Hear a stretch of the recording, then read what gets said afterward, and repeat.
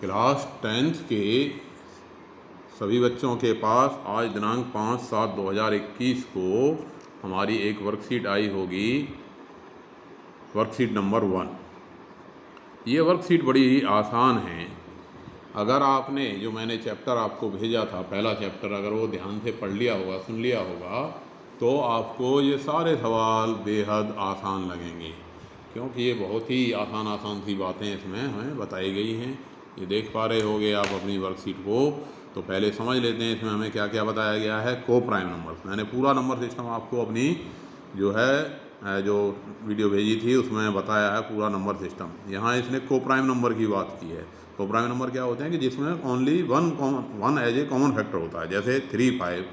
और साथ साथ में जैसे कभी कभी संख्याएं ऐसी भी हो सकती हैं कि कई बार जो दोनों प्राइम नहीं होती बट को प्राइम होती हैं। जैसे कि हमारी एक संख्या है, मान लिया 4। अब 4 क्या है, 4 प्राइम नहीं है। और दूसरी संख्या है हमारी, मान लिया जो है दूसरी संख्या हम ले लेते हैं 15। ठीक है भाई, को प्राइम में जैसे हम समझ लेते हैं कि जैसे एक संख्या, ये जरूरी नहीं कि दोनों संख्या को प्राइम का मतलब ये हो कि भाई दोनों ही क्या हों, प्राइम। जैसे अगर 4, अब 4 के फैक्टर हमारे पास क्या क्या हैं, 1, 2 और 4, ये फैक्टर हैं कि नहीं। ऐसे ही 15 के हमारे पास फैक्टर क्या हैं, 1 है, 3 है, 5 है और 15 है, ये फैक्टर हैं। अब इनमें कॉमन फैक्टर क्या है, 1। तो 4 and 5 आर को प्राइम। और अगर दोनों प्राइम हैं तब तो वो होंगे ही। जैसे अगर मान लिया 2 है, 2 के फैक्टर क्या हैं, 1 और 2। और 3 है, 3 के क्या हैं, 1 और 3। तो तब तो इनमें केवल 1 कॉमन होगा ही। तो 4 यहाँ पर ये 2 and 3 आर को प्राइम, ये दोनों भी क्या हैं, को प्राइम है। तो को प्राइम की बात आपके समझ में आ गई होगी। HCF और LCM की बात बताई है इस वर्कशीट में। तो HCF क्या होता है, लार्जेस्ट नंबर दैट डिवाइड्स 2 और मोर नंबर, यानी जो सबसे बड़ी संख्या जिसका दोनों में भाग जाता हो। इसी तरह से LCM क्या होता है कि स्मॉलेस्ट नंबर जिसमें उन दी गई संख्याओं का भाग जाता हो। इसी तरह से हमने non terminating, recurring, terminating, non terminating, ये चैप्टर 1 की वीडियो में जो हमने भेजी है NCERT की, उसमें सारी बातें आपको बताई गई हैं। तो मुझे उम्मीद है कि आपने वो वीडियो देख ली होगी।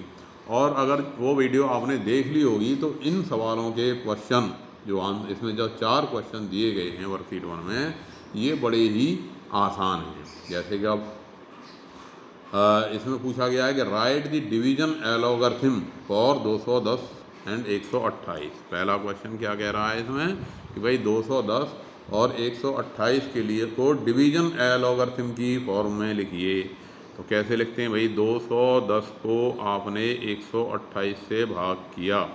अब भाग किया तो कितने बार गया, 210 को 28 से एक ही बार जा पाएगा, एक ही बार गया 128। भाग करने का हमने नियम भी बताया है, उसमें सारी बातें वीडियो में बताई हैं। तो 10 में से 8 गया, क्या बचा, 2। और यहाँ 10 में से कितना, 2 गया, तो ये बच गया 8, 82 बच गया कि नहीं। तो अब इसको डिवीजन एलोगरिथम के रूप में लिखना है। और डिवीजन एलोगरिथम क्या होता है भाई, डिवीजन एलोगरिथम ये होता है कि डिविडेंड इक्वल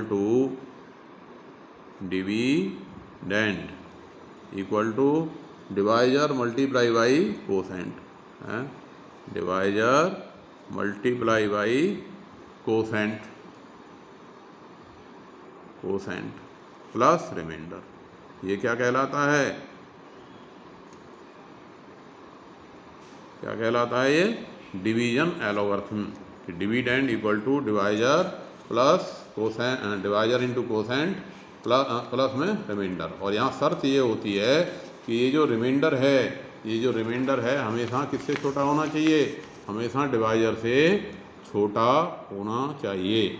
अगर ये इससे बड़ा हो जाएगा तो फिर नहीं। तो ये जो रिमाइंडर है हमेशा जो रिमाइंडर हमेशा छोटा आएगा। ठीक है कि नहीं, ये हमारा रूल होता है। अब इसको हम इस फॉर्म में लिखें तो यहाँ पे डिविडेंड कौन है भाई, डिविडेंड है हमारा 210। तो ये 210 हो गया बराबर। अब डिवाइजर कौन है, 128। और कितने बार भाग गया, एक बार भाग गया, प्लस रिमाइंडर क्या बचा 82 82। तो ये हमारा किस फॉर्म में लिख गया, जो ये चाह रहा था कि इसको डिवीजन एलोगरिथम के रूप में लिखो, तो ये हमने लिख दिया। क्लियर। अब ये दूसरा क्वेश्चन है, क्या कह रहा है दूसरा क्वेश्चन कि find HCF and LCM of 112 and 86। 112 और 86 दोनों का LCM और HCF निकालिए और तब शो कीजिए कि 112 गुणा 86 बराबर HCF इंटू में LCM। अब कैसे निकालेंगे, हमारे पास भाई 112 है एक संख्या और दूसरी संख्या है 86, ठीक है कि नहीं। अब LCM और HCF निकालने के लिए हम क्या करते हैं, इनके फैक्टर कर लेते हैं। तो 112 के फैक्टर क्या बन गए, 112 के फैक्टर हमारे बन गए भाई 2 से कर दिया, इसके हम प्राइम फैक्टराइजेशन कर लेते हैं। क्या कर लेते हैं हम, इसका प्राइम फैक्टराइजेशन।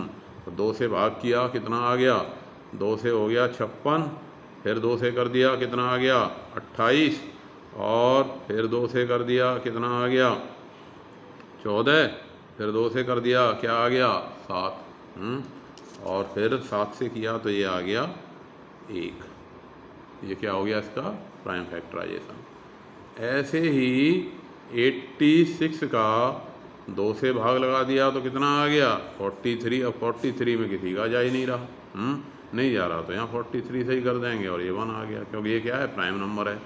तो अब हमारे पास ये जो बन गया 112 को हम क्या लिख देंगे, 112 को लिख देंगे 2 इंटू 2 इंटू 2 इंटू 7, इंटू 2 एक बार और है, इंटू 7, या हम लिख सकते हैं इसे 2 की पावर 4 इंटू में 7।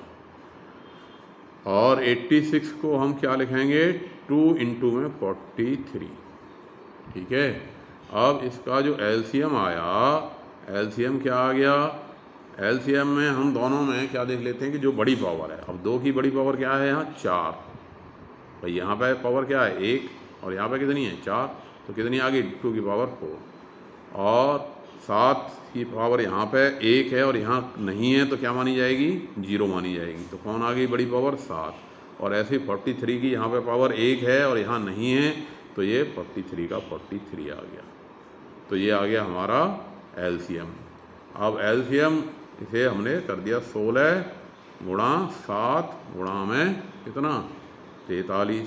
अब चलो इनका गुणा कर देते हैं भाई, 16 सत्ते 112, 112 को हमने गुणा कर दिया कितने से 43 से, तो कितना आ गया 336, और 4 से करा तो 448, और दोनों को जोड़ दिया 6, 3 और 8 11 का 1, और 3 और 4 7 और 1 8, 4816।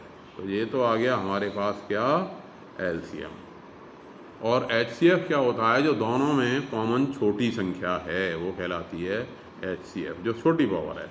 अब यहाँ पे 112 के फैक्टर में आप देख रहे हो 2 की पावर 4 है और यहाँ क्या है 2 की पावर 2 है, तो जो कि 2 की पावर 1 कॉमन आ गया। अब 43 यहाँ है लेकिन यहाँ नहीं है तो ये नहीं आएगा, 7 यहाँ है लेकिन यहाँ नहीं है तो वो नहीं आएगा। तो HCF क्या आ गया 2, यानी जो दोनों में कॉमन होता है। कॉमन कौन होती है, जो छोटी पावर होती है वो कॉमन होती है, तो 2 आ गया इसका HCF। अब सवाल कह रहा है कि आप वेरीफाई कीजिए, क्या वेरीफाई कीजिए कि LCM इंटू HCF है, सिद्ध कीजिए कि भाई LCM कितना आ गया आपका 4816 है, LCM कितना आ गया 4816, और इसको मल्टीप्लाई कर दीजिए किससे HCF से, और HCF आया आपका कितना 2, तो ये कितना हो गया 9632, 9632, कितना हो गया 9632। अब ये कह रहा है कि भाई इन दोनों संख्याओं का मल्टीप्लाई करके देखिए, 112 और किसका दूसरी संख्या है 86, दोनों का मल्टीप्लाई करके देखिए ज़रा, तो ये कितना आता है, ये भी इतना ही आएगा भाई। 112 को आपने अगर 86 से गुणा किया तो क्या आया 6 दूनी 12 का 2, और हासिल 1, 11 छक्के 66 और 1 67, और ये 0, 8 दूनी 16 का 6, गुणा करना तो सबको आता ही है, और हासिल 1, 11 88 और 1 89। और जोड़ दिया ये 2, 7 और 6 13 का 3, 6 और 9 15 और एक 16 और 8 और एक 9, वही आ गया 9632। तो इससे हमारी क्या बात शुरू जो है सिद्ध होगी, इससे ये बात सिद्ध होगी कि दो संख्याओं का मल्टीप्लाई है product of any two numbers is equal to the product of LCM and HCF, यानी किन्हीं दो संख्याओं का गुणनफल उनके एलसीएम और एचसीएफ के गुणनफल के बराबर होता है। ये बात सिर्फ दो संख्याओं पर लागू होती है, 3 पे लागू नहीं होती, 2 से ज़्यादा पे लागू नहीं होती, केवल दो संख्याओं पे ही ये बात लागू होती है। तो ये बात सबके समझ में आ गई होगी। ये मैंने उसमें जो बनाई है आपका चैप्टर 1 बनाया है एनसीईआरटी का सॉल्यूशन, उसमें ये सारी बातें बताई हैं।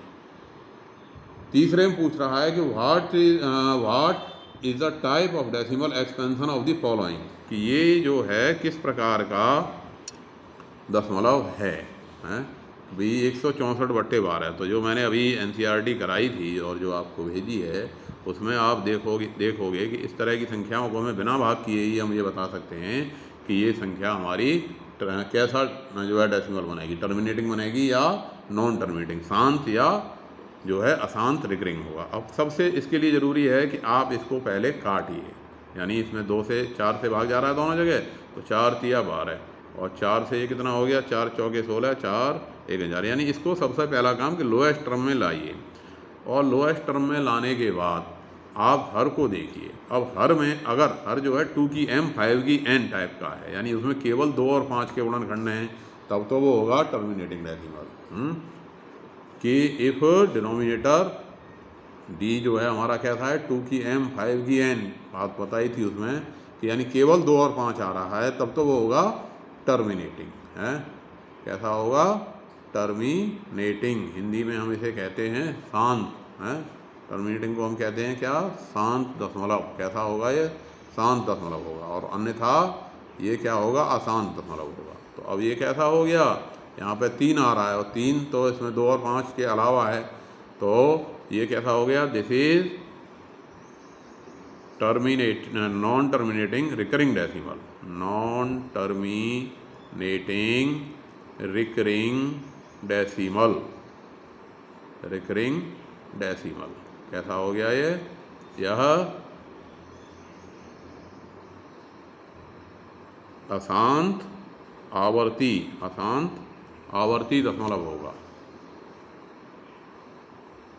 अशांत आवर्ती दशमलव होगा। क्लियर हो गई बात कि नहीं।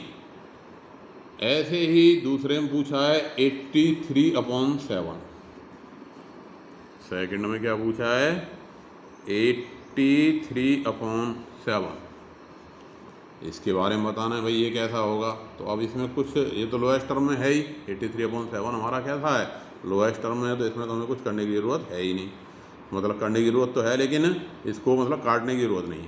अब यहाँ पे हमारा डी क्या है, यहाँ पे डी कितना है, डी है हमारा 3 और ये इस फॉर्म का नहीं है, और यहाँ पे डी डिनोमिनेटर कितना हो गया, हर कितना हो गया, हर डी यानी हर कितना है 7, तो ये भी क्या हो गया, this is non terminating recurring decimal, this is non terminating recurring decimal,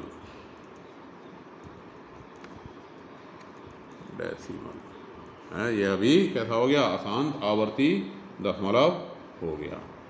इसी प्रकार से 100/15 थर्ड, 100/15 5 से काटा, 5 से कट गया क्या 3 और ये 20, तो 20/3 और ये 3 आ रहा है, तो यह भी क्या हो गया, this is non terminating recurring decimal,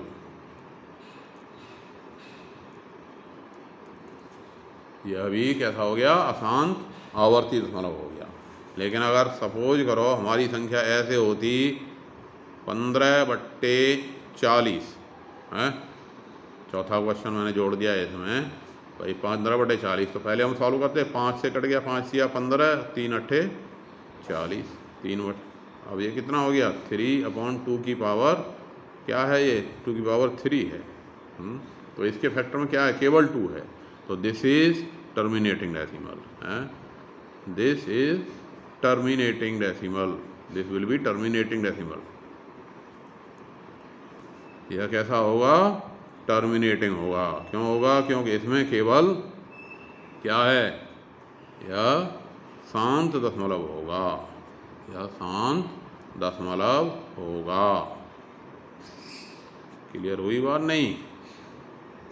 ऐसे ही अगर मान लिया लिख रहा होता है हमारे पास, मैंने संख्या ले ली 13 और लिख दिया ये 20। अब इसमें जो डिनोमिनेटर है हर है वो क्या है 20, और 20 के फैक्टर क्या हो गए 2 की पावर कितनी 3 गुणा में 5, क्योंकि ऐसे लिखोगे ना 20 बराबर क्या हो गया, 20 बराबर 2 गुणा 2 गुणा 2 गुणा 5, या पावर के रूप में लिखोगे तो 2 की 3 और 5। अब इसमें केवल 2 और 5 के गुणनखंड हैं, ठीक है ना। तो दिस विल बी कैसा हो गया, this will be terminating decimal. तो ये हमारा हो गया टर्मिनेटिंग डेसिमल। क्लियर होगी बात नहीं। तो इस तरह से हम निकाल लेते हैं। चौथा सवाल बड़ा आसान सा पूछा है, खाली जगह भरनी है, और पूछा है कि the decimal expansion of a number is non terminating non recurring, कि अगर नॉन टर्मिनेटिंग और नॉन रिकरिंग हो तो ऐसी संख्याएं क्या कहलाती हैं, इर्रेशनल नंबर। तो दी डेसिमल एक्सपेंशन ऑफ ए, इसी में हमने लिख रखा है जो भी बताई थी वीडियो उसमें बताया है, the decimal expansion of a, decimal expansion of a खाली जगह, यहाँ पे क्या आ गई इर्रेशनल नंबर, हिंदी वाले क्या लिखेंगे इसे, अपरिमेय संख्या। Irrational number I double R A TIONAL, irrational number is non terminating, is non terminating non recurring, non recurring, यानी हिंदी वाले इसको लिख देंगे हिंदी में खाली जगह में क्या आ गया चौथे में, अपरिमेय संख्या। अपरिमेय संख्या का जो दशमलव प्रसार होता है वो क्या होता है, अशांत और आवर्ती। तो अगर आपने ये वीडियो देख रखी होगी चैप्टर 1 की पार्ट, तो ये आपको जो वर्कशीट 1 है ये बहुत ही आसान नज़र आएगी, और आप इसको कर लोगे इसके क्वेश्चन और ग्रुप पे भेजोगे, क्योंकि असेसमेंट के लिए आपके जो है लगते रहेंगे।